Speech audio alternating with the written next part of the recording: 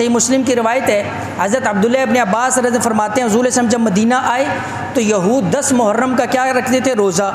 حضور علیہ السلام نے پوچھا ما ھذا یوم الذی تصومون، تم اس دن کا روزہ کیوں رکھتے ہو؟ تو یہودیوں نے کہا ھذا یوم عظیم، یہ بڑا عظیم دن ہے، انجى اللہ فی موسیٰ وقومہ، اللہ نے موسیٰ اور اس کی قوم کو نجات دی، فرعون کو غرق کیا، تو حضرت موسیٰ نے شکرانے کے طور پر روزہ رکھا تو ہم بھی روزہ رکھتے ہیں۔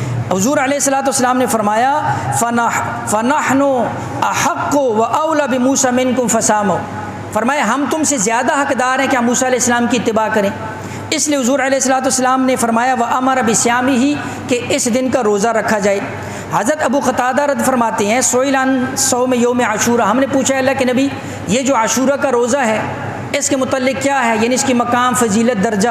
حضور علیہ السلام نے فرمایا یکفر السنۃ الماضیہ، اللہ پاک اس روزے کی برکت سے پچھلے 1 سال کے گناہ آپ کے معاف فرما دیں گے۔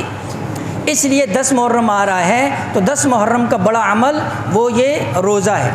جب روزے فرض نہیں ہوئے تھے 10 محرم کا روزہ فرض تھا، جب رمضان کے روزے فرض ہو گئے پھر یہ 10 محرم کا روزہ مسنون ہو گیا۔